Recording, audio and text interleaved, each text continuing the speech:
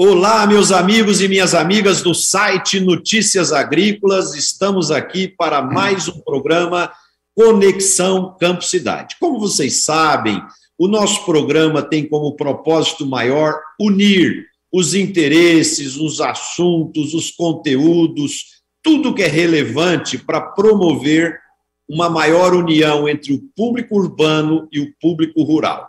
E o nosso programa faz com que esses dois públicos possam estar sempre unidos, fortalecendo a competitividade desse segmento para que o Brasil possa continuar esse caminho brilhante de crescimento na atividade do agronegócio. E hoje nós temos um programa muito especial, mas antes de contar quem vai estar aqui conosco, nós vamos agora aos nossos comerciais.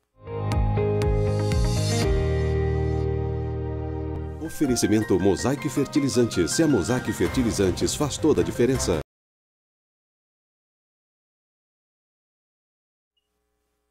Ao meu lado hoje, nós temos o Roberto Rodrigues, o Zé Luiz Tejon e um convidado muito especial, o Ricardo Arioli, que é lá do Mato Grosso, de Tangará da Serra, que tem propriedade em Campo Novo dos Parecis e que representa a Comissão de Cereais, Oleaginosas e Fibras da CNA. E o Ricardo Arioli está hoje diretamente da Escócia, lá do evento COP26, para contar para nós as últimas novidades, as decisões que estão sendo tomadas nesse evento tão importante para o futuro da terra e também para o futuro do agronegócio brasileiro. Ricardo, para você aí, boa noite, para nós aqui, boa tarde, seja bem-vindo, amigo. Bom, boa noite para vocês, boa tarde aí para o público que nos acompanha. Olha, hoje é um dia muito especial para mim, hein? Eu tive a honra de representar os produtores brasileiros na Conferência do Clima aqui, falando... Hoje é o dia da agricultura aqui na COP26 em Glasgow, né, na Escócia, e nós tivemos um painel sobre sustentabilidade da agricultura que eu tive a oportunidade de representar os produtores brasileiros com muita honra. E agora aqui com esses três gigantes, né, um gigante da comunicação, outro gigante do marketing e o doutor Roberto Rodrigues, que é uma liderança gigante aqui do nosso agro brasileiro. Nossa Senhora, é um dia para ser lembrado para o resto da minha vida. Muito obrigado pelo convite. Vai ser um prazer conversar com vocês. Ricardo, começando, eu quero fazer a primeira pergunta, depois meus colegas vão fazer outras perguntas para você. Como é que você sentiu o ambiente aí para o Brasil? Como que está a imagem do nosso país, a imagem do agronegócio em relação à Europa, aos estrangeiros de uma forma geral? Bom, assim, é preciso dizer que foi muito bom o Brasil ter decidido vir até aqui, participar da COP. Temos um stand muito bom, fizemos uma união de forças, não é? Tem a Apex, que todos conhecem muito bem, a Agência de Promoção de Exportações do Brasil, né? Faz um belo trabalho no exterior. Temos a CNA participando, junto com dois ministérios, o Ministério do Meio Ambiente e o Ministério da Agricultura. Então, foi muito bom, porque quem não está na mesa de negociações vira prato, né? Os caras devoram a gente. Vocês sabem como que é uma COP, né? O Brasil sempre tem, nos últimos... Essa é a minha quarta COP, a primeira que eu participei foi de Bali, né? Deve ter sido lá em 2007, por aí. E a gente tem... Aquele discurso contra o nosso agro sempre o mesmo. Estão destruindo a Amazônia para produzir mais. Não é, nós sabemos que isso é uma inverdade de muito tempo, mas se a gente não participa e não conta as nossas experiências, a gente não pode rebater essa inverdade com a nossa verdade, que está cada vez melhor, né? Depois eu quero falar aí sobre aonde que nós chegamos com o nosso agro e quanto orgulho nós temos de estar aqui numa conferência onde nós deveríamos ser os vilões, mas quem presta atenção realmente no que nós temos para entregar, no que nós estamos trazendo aqui, vê que a nossa história está muito diferente daquela da COP de Bali, que foi a primeira que nós conseguimos participar. Legal. Ô, Ricardo, eu fui Rio 92, quando começou toda essa conversa aqui, ainda na OCB, quando estivemos juntos criando a ProSoja, a Associação de Soja, lá no Mato Grosso, com Gilberto Gellner, de grande valor. É um prazer encontrar com você aqui, Ricardo Viola. A minha pergunta é a seguinte. A minha pergunta, Ricardo, o tema, digamos, capital, é o tema de mercado de carbono, né?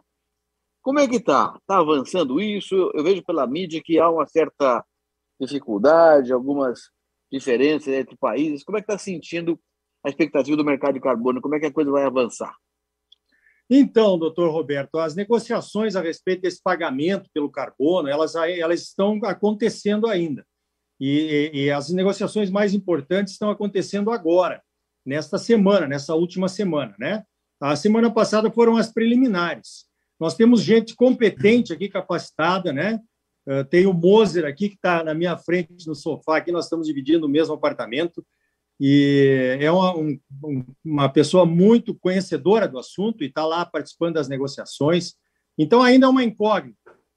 A gente realmente espera, né, que venha dinheiro, porque o Brasil, nas COPs, vocês que acompanham, nas conferências do clima, a gente sempre está oferecendo um pouco a mais, né? Nós oferecemos o Código Florestal com as reservas legais, as APPs, aí nós oferecemos 10 anos antes para tornar o Brasil neutro em emissões de carbono. Agora encurtamos de novo esse prazo, né? Mas quem tem que botar o dinheiro na história, aí, que são os maiores poluidores mundiais, o dinheiro não aparece. Então, a gente espera que realmente esse carbono seja valorizado de alguma forma e de outra. Eu acho bem complicado, porque nós estamos todos saindo de uma pandemia, nós estamos vendo o que está acontecendo com a economia mundial, mas uma sinalização positiva, com certeza, será bem-vinda para nós aqui do Brasil. Ricardo, eu tenho conversado com algumas pessoas aí, inclusive tem um técnico da Getúlio Vargas aí, que é o Daniel Vargas, deve estar acompanhando um trabalho, é muito craque da nossa área, vai ser responsável pelo Observatório da Economia também na GV, mas a pergunta então é a seguinte, quando for definido esse mercado de carbono, quais sejam as variáveis e os valores, alguém tem que tomar conta disso, né, Ricardo? Tem que ser criada uma instituição. Como é que você vê isso aí? Vai ser criada uma nova instituição para cuidar desse processo todo, as relações dos países, o dinheiro como é que vai sair, fluxo de capitais? Vai ter que ser criada uma nova instituição, tipo FAO, tipo OMC, uma nova organização de caráter global?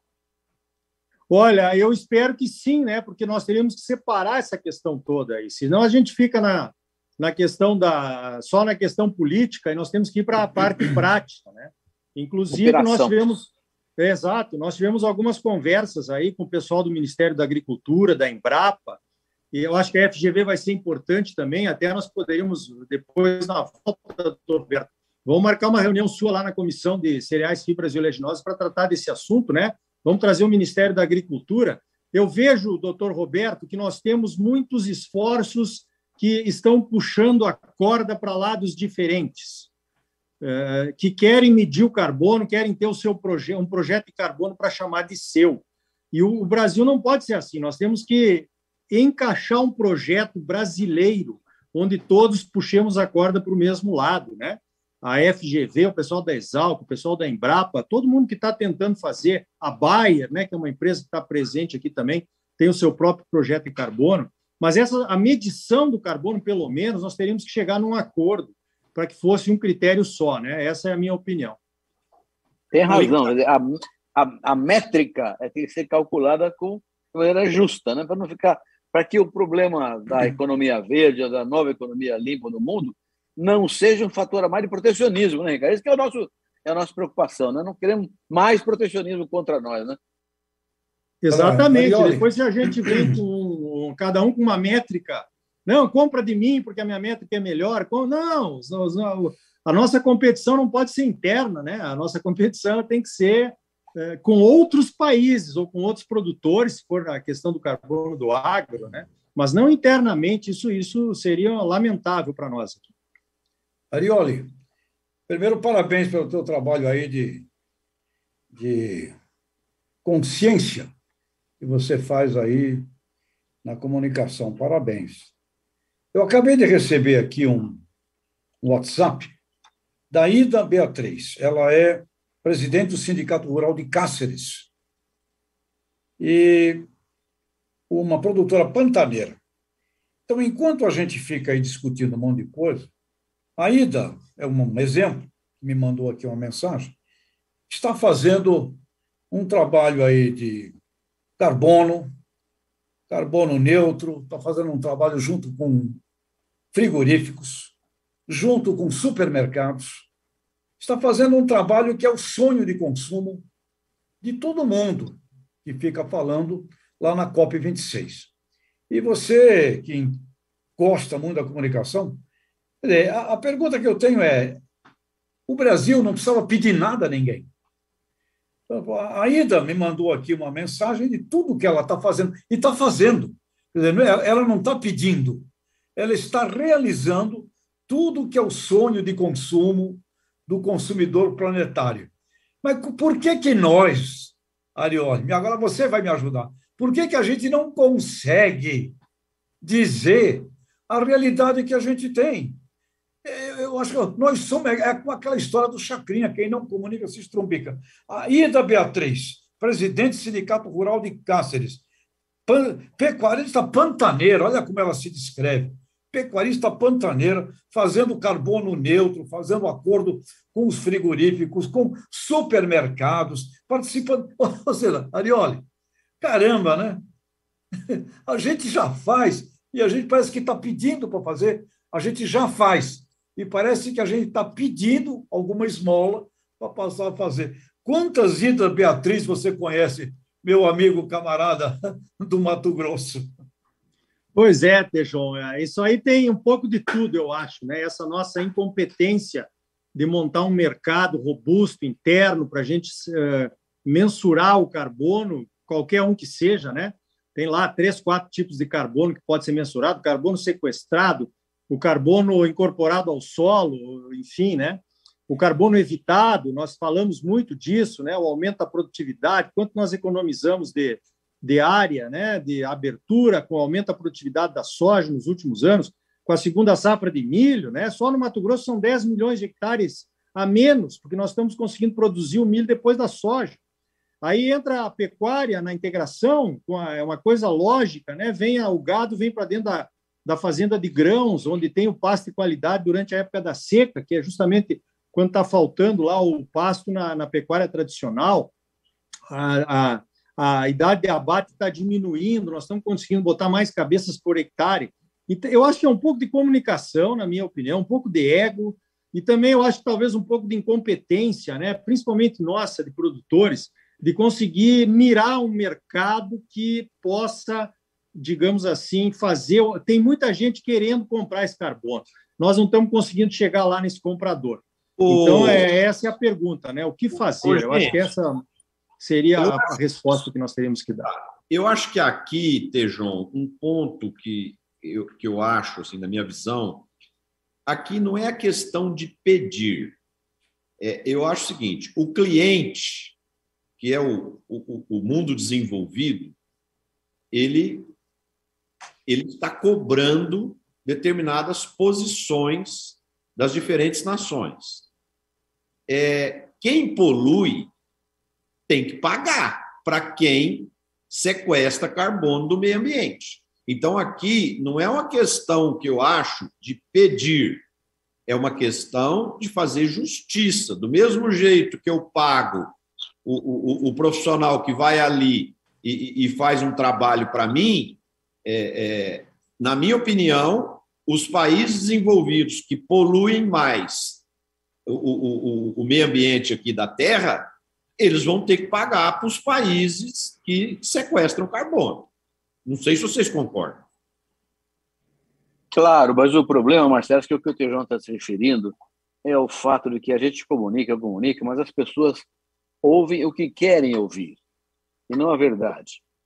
O Arioli participou do evento lá, até quero perguntar a ele, como é que foi o evento da agricultura hoje? Porque a verdade é a seguinte: nossa agricultura é sustentável, o mundo inteiro sabe disso, mas mercado é mercado, então nem sempre o fato é o que importa mais é a versão do que o fato. E as pessoas querem ouvir aquilo que interessa a elas, e não o que interessa a nós, somos concorrentes. Esse é o problema. Você fala, explica, esse cara não ouve. O cara não ouve o que você está dizendo. Ele ouve o que ele quer ouvir, que é um negócio a favor dele e contra nós. Ariola, como é que foi hoje o evento da agricultura? O que você me conta?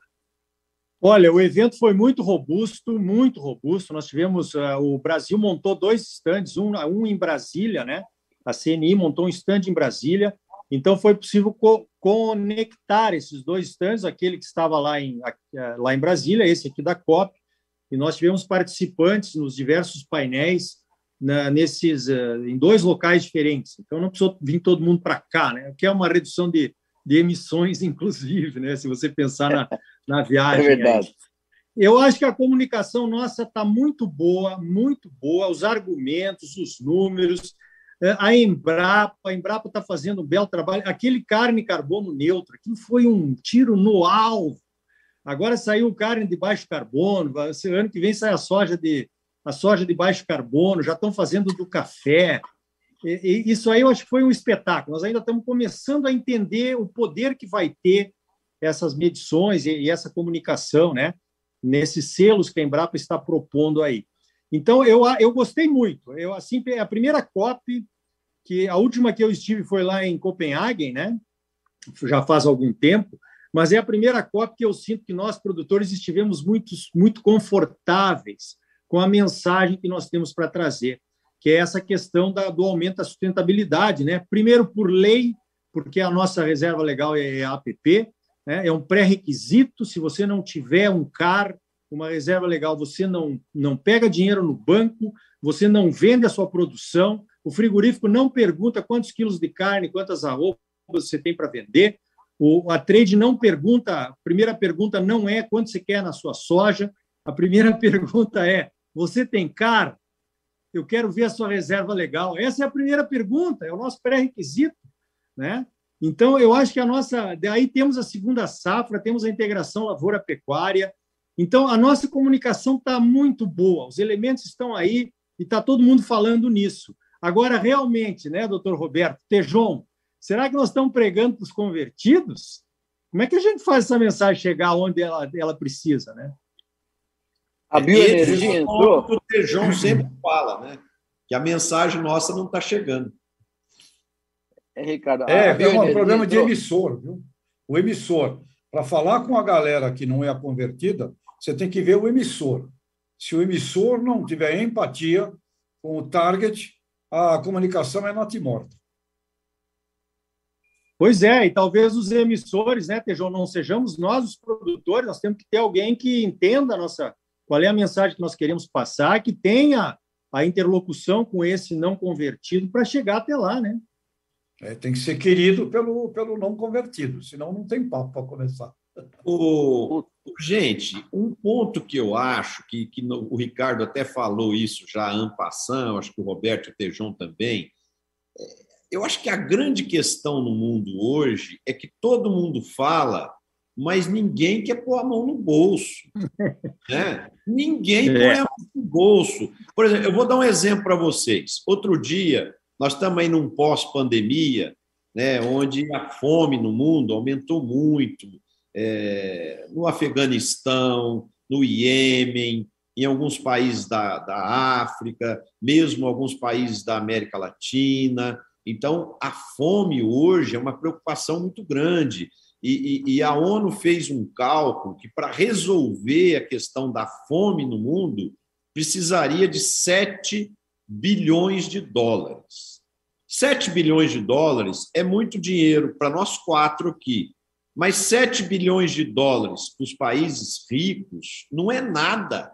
Inclusive, num bate-papo lá com Elon Musk, da Tesla, as pessoas chegaram a discutir com ele se ele não toparia pagar esses 7 bilhões de dólares para resolver o problema da fome no mundo. E ele pegou e disse que se houvesse um processo transparente e organizado, que ele estaria disposto até a fazer isso. Eu estava olhando hoje o balanço dos 3 grandes bancos brasileiros do trimestre. O lucro líquido dos 3 maiores bancos brasileiros no trimestre agora foi de equivalente a 3,5 bilhões de dólares. Então, a gente vê que resolver essa questão da fome no mundo não é um bicho de 7 cabeças, né? Basta ter vontade política para fazer e as nações desenvolvidas porem a mão no bolso. E aqui na questão ambiental é a mesma coisa. Fala, mas aí eles estão dispostos a pagar o Ricardo Arioli aqui, que está com a propriedade dele lá em Campo Novo dos Parecis e está sequestrando carbono do meio ambiente? Essa é a questão. Eu concordo. Essa falta de recursos, né, que os países prometeram, os principais poluidores prometeram, aquele conceito do poluidor pagador, né, não Exato. Apareceu. E não sei se vai aparecer também no curto prazo, né, até por conta dessa questão econômica que a pandemia trouxe para todos os países, né, inflação, redução de empregos, redução de renda. Mas, enfim, deveria ter alguma coisa concreta para a gente poder entender como é que isso seria feito no futuro, pelo menos, né? Cara, a questão da comunicação é muito simples e fácil. O valor bruto da produção agropecuária brasileira, quando você soma, é igual ao faturamento da Coca-Cola. A Coca-Cola fatura tanto quanto o valor bruto da produção agropecuária do Brasil. A Coca-Cola é um produto dificílimo de explicar. Produto complicado, chama Coca e Cola. E é amada no mundo. Então, o que a gente precisa, muito concretamente? Roberto já foi um pioneiro, tentou fazer isso. R$1 trilhão é o faturamento, um pouquinho mais, mas 1 tri, para fazer uma conta redonda do VBP. 1% desse 1 tri é 10 bi. Você pega 10 bilhões de reais e, com esse dinheiro, você cria uma campanha mundial, onde você tem que comprar mídia. Você tem que comprar Le Monde, você tem que comprar New York, você tem que comprar mídia, porque comunicação é uma indústria. A comunicação não vive sem propaganda. Então, nós temos que ter pelo menos 1% do faturamento VBP do Brasil para aplicar numa ação, obviamente, querida, empatia, simpática, decodificadores que sejam queridos pelo mundo, mas você tem que comprar mídia. Se você fizer isso, você muda em altíssima velocidade a percepção e a opinião dos principais veículos de comunicação também. Então, é fácil, Arioli. Chama-se verba. E a arte da propaganda. E vamos chamar o Oliveto, maravilhoso brasileiro que está morando lá na França. Pronto, vamos criar, nós temos publicitário. É fácil fazer. Não é difícil fazer isso, não, viu? É só um problema de reunir a galera, né, Roberto? Reunir a turma, Marcelo. Vamos seguir esse Unique Selling Proposition aqui. Este ponto aqui. Vamos seguir este. E não virar uma torre de Babel, porque aí esses 10 bi vira nada, né? Se cada um quiser falar de si, esses 10 bi vira nada. Ô, Tejão, você quer mudar a Bíblia, você quer falar que no princípio era verba, né? Essa é muito boa. Você já virou publicitário, viu? Ei, Roberto, no princípio era verba, não era o verbo. O melhor cara de marketing do país no agronegócio é Roberto. Ele é bom pra caramba. Nossa, parabéns. Que conversa Ricardo, boa, hein? Deixa eu fazer uma pergunta, 2 perguntas, Ricardo. Número 1, o tema da bioenergia já entrou em circulação por aí? Levemente. Hoje, em alguns momentos ali, nós tivemos algumas apresentações, porque vai entrar, né? Agora, vocês devem ter visto que o Brasil foi um dos vários países que assinaram um compromisso extra-COP a respeito da redução de emissões do metano, né? Sim. O pessoal está meio preocupado. Eu não estou preocupado. Eu acho que o que está acontecendo na nossa pecuária nacional, aí, com a integração, a melhoria das pastagens, a diminuição do tempo de abate, isso aí já é uma redução de emissões de metano da pecuária, né? O pessoal faz essa relação aí, que o metano é só pecuária, mas não é, né? Mas, de qualquer forma, eu acho que o metano, para gerar energia, ainda é uma fonte inexplorada aqui no Brasil, né? Mas tem o negócio do biocombustível, etanol, biodiesel, etanol de milho, agora está crescendo muito no Mato Grosso, espetacularmente no Mato Grosso, né? Bioeletricidade, enfim. O tema da matriz energética brasileira realmente é um tema que tem que ser bastante destacado, né, Arioli? Agora, deixa eu fazer uma pergunta chata para você. Você está aí no meio do fogo, aí, tá certo? Qual é o teu sentimento? Você tem um sentimento de resultado, de sucesso ou de outro impasse? O que você está sentindo no seu íntimo, no seu coração? Aí? Boa pergunta.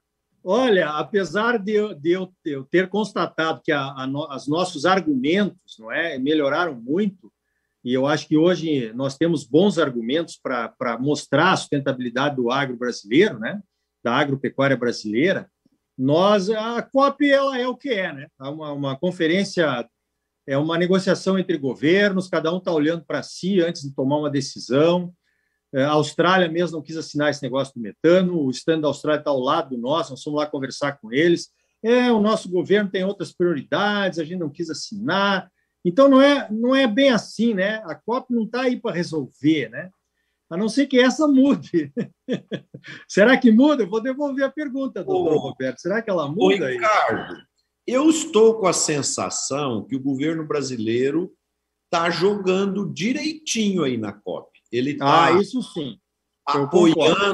apoiando as iniciativas, ele está demonstrando preocupação com as questões ambientais. Então, eu, pessoalmente, estou muito satisfeito com o formato que o Brasil está se apresentando aí. Você teve essa sensação?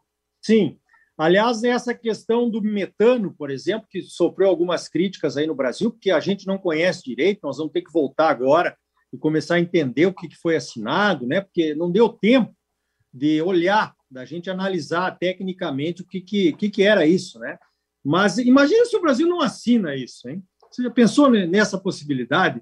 Olha só o que aconteceria, viria um dilúvio de críticas, né? Ainda mais que o Brasil tem um dos maiores rebanhos do mundo, nós somos o maior exportador, e tem essa pecha aí de pecuária versus Amazônia, né? Então, tinha que ter assinado mesmo. Eu acho que nós estamos jogando o jogo, viu? Foi muito bem colocado, Marcelo. Nós estamos jogando o jogo, sim. Eu concordo com a Arioli, viu, Marcelo? O Brasil fez muito bem de assinar esse documento aí, porque se ficasse fora seria péssimo para nós, mas seria muito pior. Está certinho, Arioli. E também concordo com você, Marcelo. Eu acho que o governo brasileiro mudou o discurso, né? Hoje está lá o Ministério da Agricultura, fez o meio ambiente um trabalho diferenciado, mudou bastante. O Itamaraty também perfilado num projeto de comunicação adequado, a Apex ajudando bastante.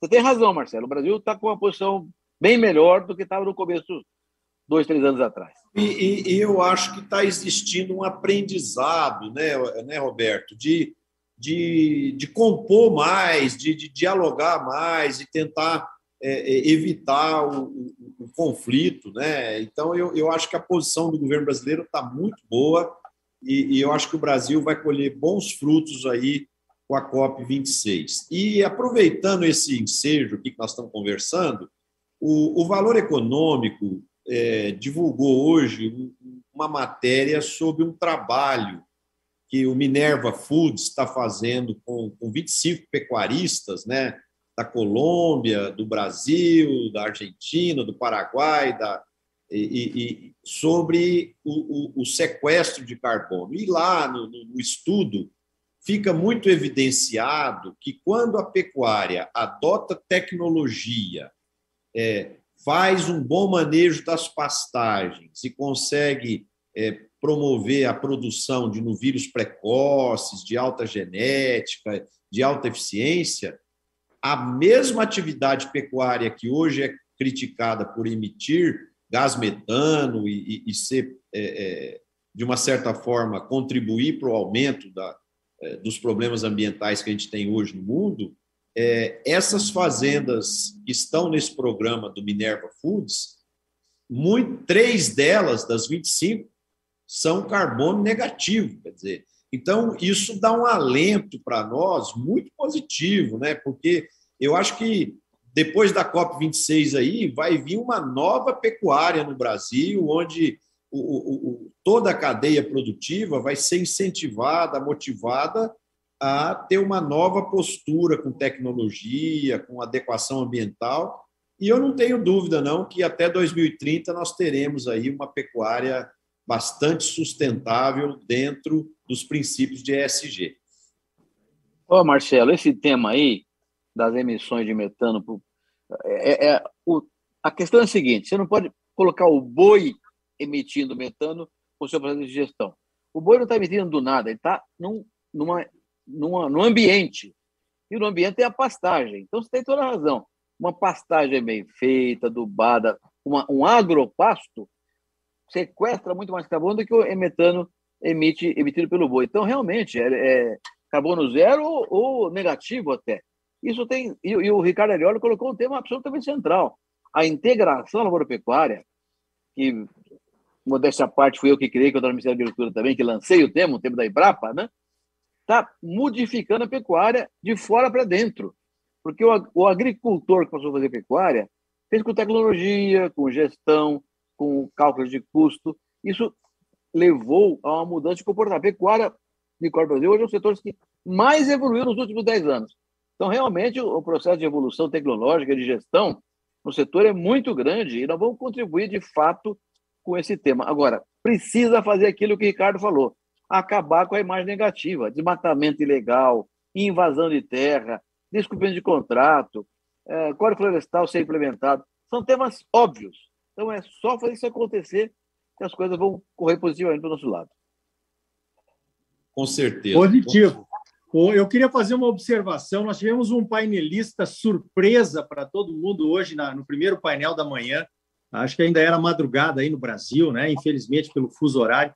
Mas é o doutor Rafael de Oliveira Silva, que é pesquisador brasileiro aqui na Universidade de Edimburgo.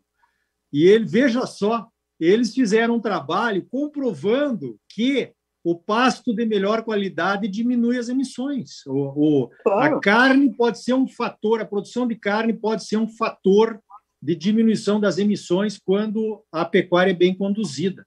Tem uma outra questão aí que eu acho que é uma outra variável importantíssima nessa equação toda, que é não é bem uma novidade, mas é algo que está acontecendo com o Senar, o Programa de Assistência Técnica e Gestão, que o Senar está levando para as propriedades brasileiras. Aqui em Tangará da Serra, já são assistência técnica e gerencial, né?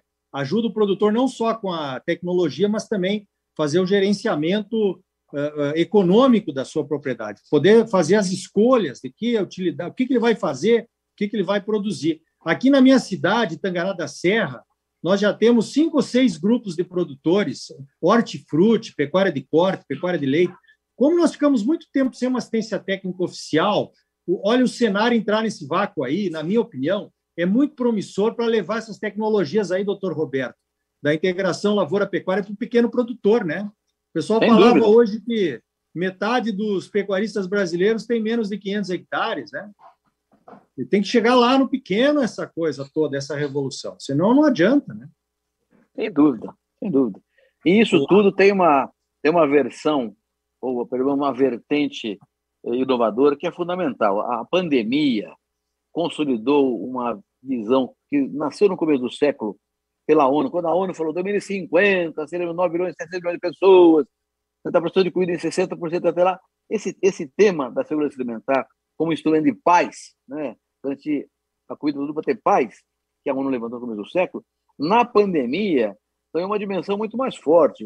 Abriu 2 janelas para o futuro, que são segurança alimentar, como o Marcelo falou, e sustentabilidade. E esses 2 temas serão feitos pela agricultura, que vai fazer isso é agricultura, pecuária, é atividade rural para fazer segurança alimentar e sustentabilidade. Qual pecuária? A pecuária tropical, aquela que está na América Latina, na África subsaariana, na Ásia, nos grandes países asiáticos, porque é aí que tem terra para crescer e tecnologia para aumentar a produtividade. E o Brasil tem liderança nesse processo. Isso tudo está sendo dito pelo governo na COP, viu, Marcelo? Você tem razão. Então, isso deve trazer para o Brasil uma nova liderança de caráter tecnológico para o mundo evoluir na direção do carbono neutro. Muito positivo. Parabéns, Arioli. Muito obrigado para todos nós, né? Para todos nós. Muito bom. Ô, Arioli, nós vamos falar aqui de outros assuntos agora, mas eu queria que você continuasse conosco e participasse dos debates e troca de ideias aqui conosco. O primeiro ponto... Será um prazer, nossa senhora, vai ser um prazer. O primeiro ponto que eu queria colocar para vocês aqui nós temos muitos agricultores, agropecuaristas que nos assistem. E um dos propósitos nossos também aqui é juntar as 4 cabeças desses consultores que participam desse programa para gerar conteúdos, informações para que o nosso público aí tenha condição de fazer boas escolhas, né? E há algum tempo a gente vem falando aqui no programa que a soja chegou alguns meses atrás aí a $16 o bushel, mas que tinha um cenário baixista aí para frente, né? E hoje aí a soja rompeu o patamar mínimo de $12 o bushel, e a última vez que eu olhei estava em 11 e alguma coisa, né? Então, o que eu queria colocar como ponto de reflexão para nós 4 aqui, e também para os agricultores e agropecuaristas que nos assistem?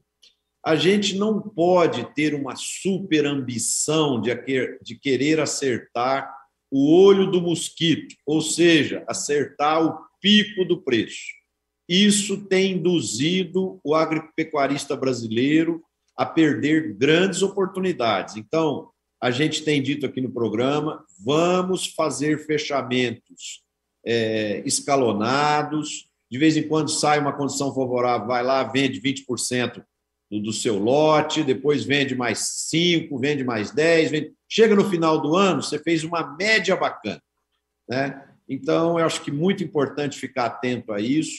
O estrago só não foi maior porque a gente teve a desvalorização do real frente ao dólar e, com isso, o impacto foi um pouco menor. Agora, quando a gente junta com o preço de fertilizantes, que está com 100% de aumento, com alguns defensivos aí com 120% de aumento e um custo médio de 40% maior, fica preocupante as questões da rentabilidade da atividade agrícola. Então, é muito importante que o agricultor faça gestão, tome decisões, planeje, construa sua estratégia comercial para que, no final da safra, ele colha bons frutos.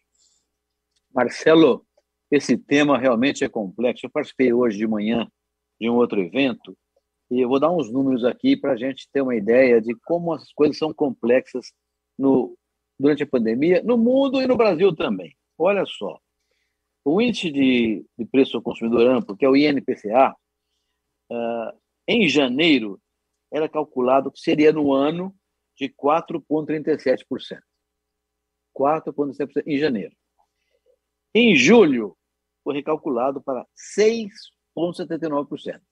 Agora, 1º de novembro, semana passada, foi calculado para 9,17%. Ou seja, a inflação, quase 2 dígitos, tendo começado o ano com 4%. E hoje já foi para 9,33%, Roberto. Então, isso vai a 10% até o final do ano. Então, como é que é difícil trabalhar numa condição dessa? Agora, isso é inflação. Agora, veja o câmbio. O câmbio, no começo do ano, a expectativa é que ia terminar o ano com uma média de R$5 por dólar. Em julho, era 5,10. Agora se fala em 5,50. E o fato é que a mídia, nesse final de semana, cansou de dizer que o capital estrangeiro está indo embora do Brasil. Então, está indo embora o dólar. O dólar vai embora, o custo dele aumenta. Para 5,5, de repente é 6. Então, ficou difícil trabalhar com essas vertentes díspares. Selic, taxa de juro. Janeiro, 3,25. Julho, 7. Novembro, 9,25. 3 vezes mais em 11 meses. Então, realmente, a situação econômica está sofrendo uma erosão que exige, mas tem toda a razão, os produtores, muita firmeza na gestão dos custos de produção daqui para frente. Insumos subiram de preço e os produtos estão começando a cair. E nesse cenário, com câmbio tão variável, né, com juros mutantes dessa forma, vamos depender muito fortemente de 2 Cs. São o clima e a China. Como é que vai acontecer lá na frente com esses 2 programas? Mas, de qualquer forma, barba de molho não faz mal para ninguém. Eu conversei hoje, Roberto, Marcelo, Arioli, com o Trebeschi, que ele é o rei do tomate, o cara do mundo das hortaliças. Ele me falou a mesma coisa. e uma pressão de custo considerável. E, olha, num papo que eu tive com ele mesmo concluiu, tem agricultor que vai quebrar. Se o camarada não tiver aí o que o Marcelo falou, um bom administrador, ele fala que quebra. E o outro cara com quem eu conversei hoje foi do pessoal que vende máquinas usadas, usadão. Me falou que está com ágil, Roberto. Ágil em máquina usada. Ou seja, é pura verdade. Olha, automóvel também. Automóvel também, Tejo. Carro também usado está com ágil. Na verdade, o que está acontecendo, né, é um realinhamento de preços para acompanhar, teoricamente, o preço da soja, do milho e do próprio algodão, que subiram bastante, da pecuária também, que a arroba do boi estava num preço muito bom. E depois, sempre é assim, né? Quando sobra uma fatia um pouco maior para o produtor, vem alguém e abocanha uma parte. E isso está acontecendo, e justamente no momento onde todas estão experimentando quedas, né? Aliás, uma questão que eu até gostaria de ouvir vocês aí, lá na presidência da Comissão de Cereais, Fibras Oleaginosas, da CNA, eu gostaria de trazer algumas autoridades aí para falar de cenários, né? O Brasil não tem essa, digamos, cultura de elaborar cenários, né? Então, só para provocar um pouquinho aqui, parecia que a China ia comprar boi, que ia comprar carne brasileira o resto da vida, né? E parece que ela vai fazer o mesmo com a soja. Imagina se acontecer com a soja o que aconteceu com a carne. Será que nós não temos que ter um cenário para depois não ficar correndo, batendo cabeça, que decisão vai tomar? Se embarca a soja, deixa aí para ver o que acontece lá na frente, ou segura o boi aqui para ver o que acontece, a carne, né? Para ver o que acontece lá na frente. E agora chega lá, devolve o container. Quer dizer, nós não temos essa cultura. Os americanos têm muito isso, né? E nós agora somos líderes nessas produções que eu falei aí, né? Soja, algodão, carne. Quer dizer, nós temos que estudar melhor os nossos gargalos de mercado aí para tomar decisões mais corretas quando as crises acontecerem, né? Tomara que não aconteça, né? Se acontecer, a gente tem que estar minimamente preparado, né? O Arioli... fala aí, Roberto, fala aí. Não, eu ia falar para ele, tem toda a razão. Agora, com essa volatilidade das dados econômicos, juro, câmbio, inflação, essa diferença tão grande em 10, 12 meses, fazer cenários é complicado. Eu entendo o que você está falando aí, mas é complicado. Veja você, esse ano, até outubro, nós exportamos 76% menos carne para a China do que no ano passado, no mesmo período. 76%. Apesar de que, no mesmo período, exportamos para a China 14% a mais do que no ano passado de agronegócio todo. Soja, milho, algodão, etc. Então, esse balanço é que tem uma dificuldade grande para a gente fazer cenários. O Brasil, até antes dessa proibição, era 38% das importações de carne na China. Um terço que a China importava era nosso, era carne nossa. Depois vinha a Argentina com 22%, depois a Austrália com 7%, Estados Unidos com 5%. Eles não estavam longe liderando o processo. Agora fica 2 meses, 3 meses sem exportar, esse negócio despenca. Mas que cenário vai fazer, né? Então, realmente, está muito... Por isso que eu falei agora há pouco aqui, que 2 variáveis começam com C, vão ser relevantes para o ano que vem. A China vai se comportar e o clima vai se comportar. Porque fala Laninha, pode afetar o clima no sul do país. Vamos botar mais 2 com C também, câmbio e Chicago. Também. Aqui, eu acho que tem um ponto seguinte. Eu concordo com o Roberto, é muito difícil fazer cenários num mundo tão volátil, em plena pandemia, com tantas variáveis acontecendo, mas pior que um mau cenário é a gente não fazer nenhum, né? Então, eu acredito que é necessário fazer, sim, um cenário, tentar traçar pôr cabeças pensantes em volta de uma mesa, pensar, planejar, imaginar o que pode acontecer. Agora, tem umas coisas, gente, que são básicas, que são coisas que a gente já conversou aqui no programa, o Tejon, que é o homem de marketing aqui, que defende fortemente isso. Nós temos que tratar bem o cliente, né? Isso é uma coisa básica, uma coisa básica. Então, vamos pensar o seguinte, você tem uma banca de frutas na esquina e o José compra frutas de mim. e eu trato bem o José. E o José perde o emprego. O José está com dificuldade financeira, está com problemas, separou da mulher. Agora, quem que ele vai pagar primeiro? Quem trata bem a ele, quem é gentil com ele, quem é bacana com ele e tal. Os que tratam mal, os que não são bacana, ele vai ser o primeiro que ele não vai pagar a conta, né? Então, são coisas muito básicas que às vezes nós estamos errando. Eu penso assim, nós temos que tratar bem o nosso cliente. Eu acho que a China está tendo problemas internos? Sim, está tendo problemas. Ela tem problema de energia muito sério, tanto é que ela está restringindo exportação de fertilizantes, de princípios ativos de defensivos. Ela está tomando uma série de medidas lá para poder tentar equacionar os problemas internos que ela está tendo, mas a China, pessoal, ela não vai ser a mesma mais. Aquela China de antigamente, que crescia 10%, 12% ao ano, não vai conseguir, porque se conseguir 10% em cima de uma base pequena, você consegue. A questão é que o patamar da China cresceu muito. E outra coisa que as pessoas não estão percebendo, à medida que o chinês subiu de padrão de vida, ele ficou mais exigente. Quando você não tem cultura, não tem conhecimento das coisas, tudo que te dão está bom. À medida que você sobe seu padrão de vida, sua renda, você fica exigente no consumo, você quer qualidade, você quer atendimento.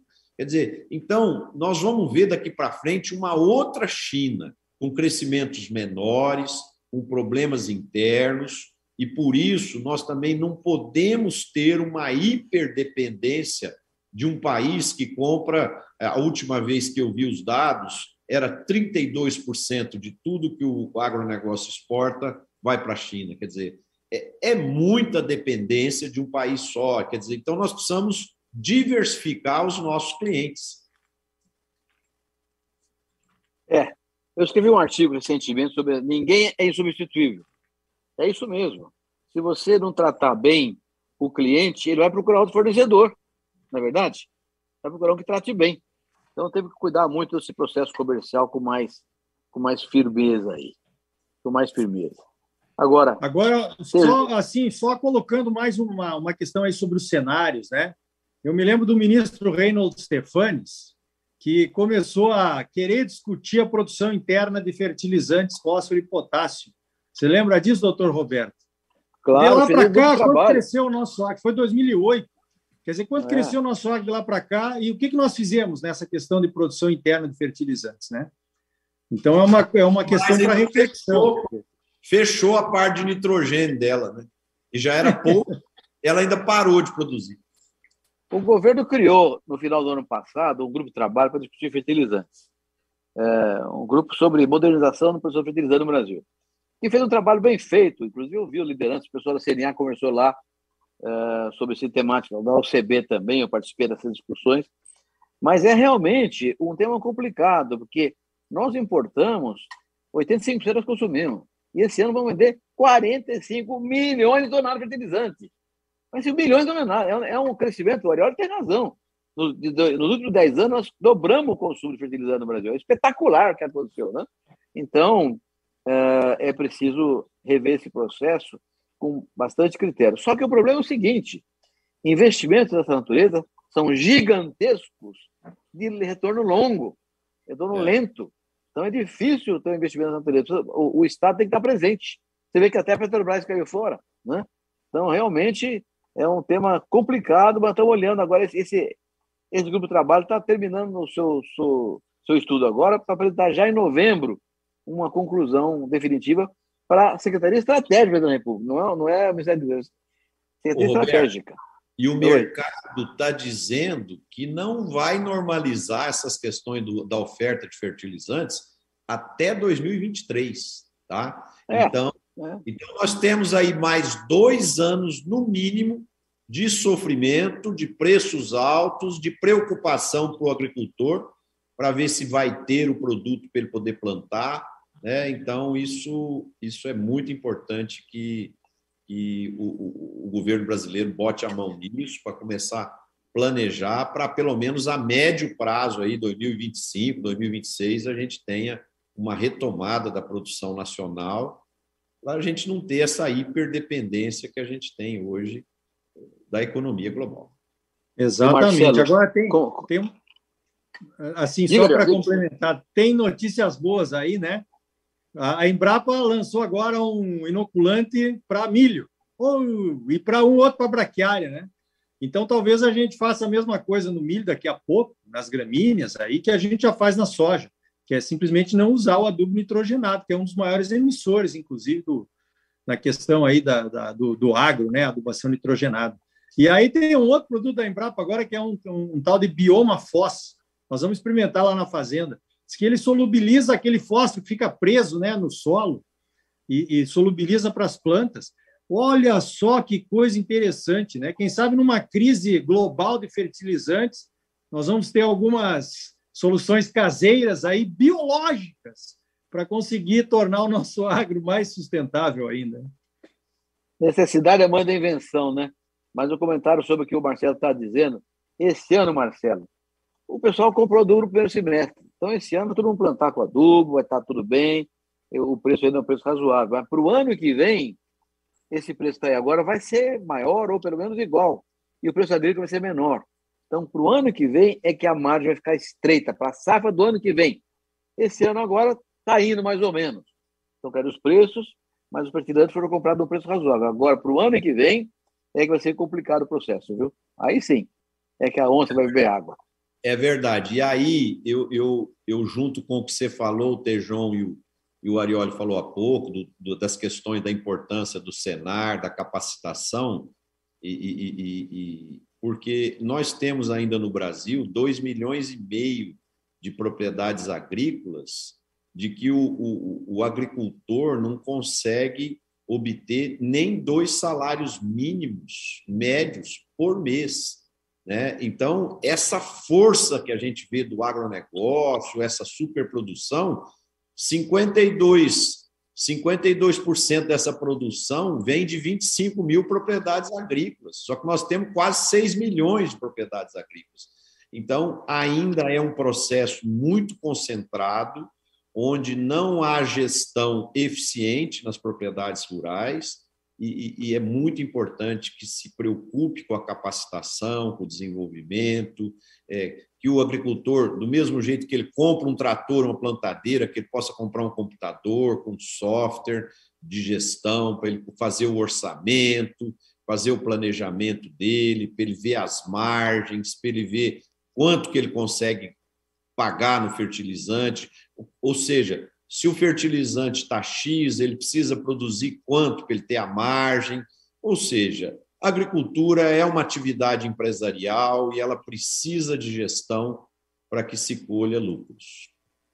Tejon, eu não queria... Esse programa está muito bom, a participação do Arioli foi muito positiva para nós aqui, com notícias lá da COP26.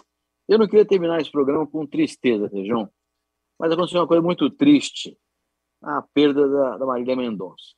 Eu queria que você comentasse um pouco, porque ela era uma mulher... Nós tivemos aqui uma conversa com a Roberta Miranda, agora essa tristeza é muito grande. Como é que nós vamos comentar esse negócio, Tejon? Pois é, então. Aliás, está ali uma observação, né, da sensibilidade feminina, uma comoção simplesmente gigantesca. E a Roberta Miranda, quando soube da notícia, não conseguiu mais dirigir. Ela estava numa rua aqui em São Paulo, Roberta. Eu falei com ela parou, e carro atrás, buzinando, ela não conseguia mais fazer nada. Foi internada, mas está agora bem, né? Mas eu acabei fazendo aí uma junção poética, Roberto, de 2 músicas.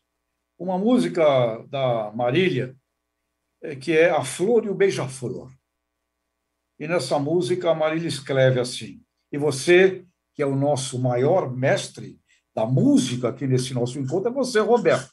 Eu e Marcelo já são do rock velho, e o Arioli, eu não sei não o que ele anda tocando lá pelo lado do Roberto é o nosso cantor mor aqui. Né? Mas a Marília escreveu: e a flor conhece o beija-flor, e ele lhe apresenta o amor, e diz que o frio é uma fase ruim. mas que ela era a flor mais linda do jardim e a única que suportou. Merece conhecer o amor e todo o seu calor. Né? Ou seja, eu acho que nesse momento, Roberto, e todos os nossos amigos aqui do nosso programa, sem dúvida alguma, nós temos que ter certeza que esses seres humanos espetaculares, eles se encontram agora num estágio evolutivo superior, onde a majestade e o sabiá da Roberta, a flor e o beija-flor da Marília Mendonça, tem ali uma sinfonia maravilhosa de todos os tipos de pardais. Portanto, sentimento não só, não é, Roberto, com relação a Marília, mas ao piloto, o copiloto, produtor, o pessoal que estava ali no acidente. Mas que mensagem fantástica. E fica aqui um alerta para a gente, um alerta da gente prestar muito mais atenção nessas mulheres do agro, inclusive nas mulheres sertanejas, porque me parece que elas têm um talento muito grande de falar com o campo e muito aqui com a cidade, né? Então, vamos cantar em zonas cada vez mais elevadas do universo. Amigo Roberto, Arioli e Marcelo. Eu, pessoalmente, fiquei muito triste, fiquei muito abalado com a perda dela. Não tive o prazer de conhecê-la pessoalmente, mas eu era um grande admirador do talento dela. E não sei se vocês sabem, não sei se isso mudou, mas na pandemia, no pico da pandemia, quando começaram a fazer lives, ela era a recordista mundial de colocar uma quantidade de milhões de espectadores assistindo ela ao vivo numa live, né? Então, e isso é uma prova do talento e da admiração que os brasileiros tinham por ela, e foi uma grande perda para o mundo artístico, para o nosso país, porque ela tinha uma carreira ímpar aí pela frente, uma juventude aí de 26 anos de idade, né? Uma vida inteira pela frente, e foi uma perda muito precoce, muito triste para o nosso país. E ela vinha liderando um movimento extraordinário da mulher sertaneja, né, Tejão? O sertaneja fala muito do homem, da dificuldade do boiadeiro e tal, que é uma coisa maravilhosa, mas a mulher estava meio solta nesse processo. E a Marília trouxe a mulher sertaneja para o centro das atenções, urbanas, inclusive. Né? Urbanas. Então, o papel dela no urbano-rural era extraordinário. Vai fazer Olha, uma Roberto, falta enorme. Você vê, Roberto, a imensa, gigantesca proporção de fãs urbanos das periferias, das camadas mais simples da população. Agora, você fica imaginando, nós estávamos conversando sobre o poder da comunicação.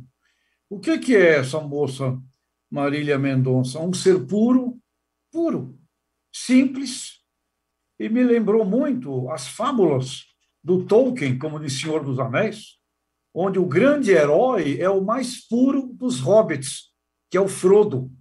É o mais puro que enfrenta os grandes impérios malévolos. Então, eu fico imaginando, será que nós não poderíamos estar muito mais atentos ao aspecto, inclusive internacional, da linguagem, da voz de uma moça como essa, para se comunicar com a imensa, gigantesca maioria urbana de África, Roberto, de Ásia, de Índia? Será que a gente não está deixando de prestar atenção? Eu fiquei muito impressionado com essa observação, Roberto, Arioli, Marcelo, que eu mesmo não tinha feito. O poder de um ser humano puro. Ser humano como puro, ele movimenta falava com o coração, né? Então, por aí, isso que você está falando é muito legal, porque a essência do sucesso, às vezes, não está na vaidade, no extraordinário. Às vezes, a essência está no simples, de ser verdadeira, de falar com a alma, com o coração, ser espontânea, né? Então, ela conseguia congregar tudo isso aí. Aliás, é impressionante o poder que isso tem, né? Essa simplicidade e o poder que tem de arregimentar pessoas. Eu acho que o público, as pessoas se identificam com isso. E de uma forma subliminar, não é? Porque você não tem esse julgamento diretamente, né? Você ouve a música, você percebe a poesia, você vai observando o comportamento da pessoa, e essa pureza que vocês se referiram aí foi o que carregou as multidões, que carregou, né? Tanto na vida quanto na morte, né? E isso, viu, Arioli? Isso a gente olhar, pegando esse gancho aí, no esporte é do mesmo jeito. Quando você tem um esportista simples, humilde, que fala com o coração, que não tem arrogância, que não tem, né? Ele cria uma identidade com o público, uma verdadeira admiração, paixão, né? Eu vou aqui copiar agora aqui o Abel Ferreira, que é o técnico do Palmeiras, que homenageou ontem aí a Marília Mendonça, e ele falou que outro brasileiro que tinha essas características de falar com o coração, de ter carisma e ao mesmo tempo ser simples, era o Ayrton Senna, né? Então, por aí a gente vê que não é necessário ficar mostrando o jatinho ou o iate ou a roupa de grife ou isso, aquilo. Eu acho que quando você fala com o coração e com a alma, você conquista mais as pessoas. Olha, Marcelo, Tejon, Ricardo Arioli, pensando alto agora com vocês, isso tudo é temática do homem do campo, Tejon, do produtor rural, porque ele vive em permanente contato com a natureza. Ele promove o bem-estar da humanidade, acabando com a fome, mas também vestindo e calçando as pessoas com energia, com fibra, não só com alimentos. Então, a atividade rural faz do homem do campo, da mulher do campo, esse humanismo simples que o Arioli falou aí, com simplicidade, você faz e diz as coisas como elas são de verdade. A simplicidade traz a verdade na plenitude. E isso realmente é o que o homem do campo faz. E é uma qualidade que a cidade ouve com prazer também, seguramente. Sem dúvida, Roberto, sem dúvida. Pessoal, o nosso tempo aqui já está estourado. Eu queria agora fazer a nossa rodada final. Primeiramente, o nosso convidado de honra aí, Ricardo Arioli. Obrigado aí pela sua presença. Eu sei que você se sacrificou, porque já é altas horas da noite aí para você estar aqui participando do programa. Eu queria que você deixasse a sua mensagem aí para os nossos internautas. Olha, eu queria fazer uma correção, se vocês me permitem. É o convidado de quanta honra de ter sido convidado. Então, eu agradeço muito, uma conversa maravilhosa, como não poderia deixar de ser, né? E muito obrigado pela oportunidade. E acho que é isso que nós precisamos. Nós precisamos unir as pessoas, tipo vocês aí, que são lideranças de diversas áreas diferentes, né? Porque esse é o Brasil. O Brasil está liderando o agro mundial, e isso não se faz impunemente, né? Não se faz com discurso vazio. Tem que ter consistência, tem que ter programa, e é por aí que nós precisamos caminhar. Eu tenho certeza que nós apresentamos um Brasil diferente de 10 anos atrás, aqui na COP26, um agro brasileiro muito diferente. Eu tenho certeza que daqui a 10 anos ele será muito mais diferente, muito melhor, né, do que ele é hoje, né, nessa dimensão aí da sustentabilidade. Muito obrigado pela oportunidade. João? Bom, eu queria agradecer o pessoal aí de Cáceres, viu? A Ida Beatriz mandando aqui mensagem, assistindo o nosso programa. Vai ter uma reunião aí do sindicato. Parabéns, né? E parabéns por vocês estarem já realizando tudo isso que o mundo está falando. Ida Beatriz, sucesso aí para você. E fico com a última mensagem da Marília, que é: você merece conhecer o amor e todo o seu calor. Eu acho que fora do amor, tu não consegue nada, viu? Acho que temos que pensar, amigos, Arioli, Roberto, Marcelo, na Cuca aqui, comunicação tipo Marília, tem algo para a gente entender nesse assunto. Certo? Tá certo, João. Bom, Ariola, muito obrigado pela presença aqui, foi ótimo ouvi-lo e, sobretudo, compreender que você tem uma visão positiva do resultado da COP26, que ela é essencial ao futuro da humanidade. A minha última palavra aqui, Marcelo, João Ariola, é para a mulher rural do Brasil. A Ida, lá em Cáceres, e tantas mulheres que pelo Brasil afora carregam a agricultura na alma e no coração e fazem dela realmente a grandeza que é a agricultura brasileira. Então, a mulher rural, gratidão e perdão pelo esquecimento. Muito obrigado. Bom, gente, o meu recado final é de muito otimismo com a COP26. Eu acho que as decisões que lá estão sendo tomadas impulsionarão ainda mais o agronegócio. Eu acho que a consciência ambiental hoje é muito forte no setor e todas essas decisões que estão sendo tomadas lá, com certeza ajudarão o agro a crescer, avançar na produtividade, na eficiência, na competitividade. E também, eu não tenho dúvida que essas questões de imagem, uma boa comunicação e mostrando na plenitude aquilo que estamos fazendo, eu tenho certeza que nós vamos reverter e em breve nós teremos uma imagem também muito forte lá fora.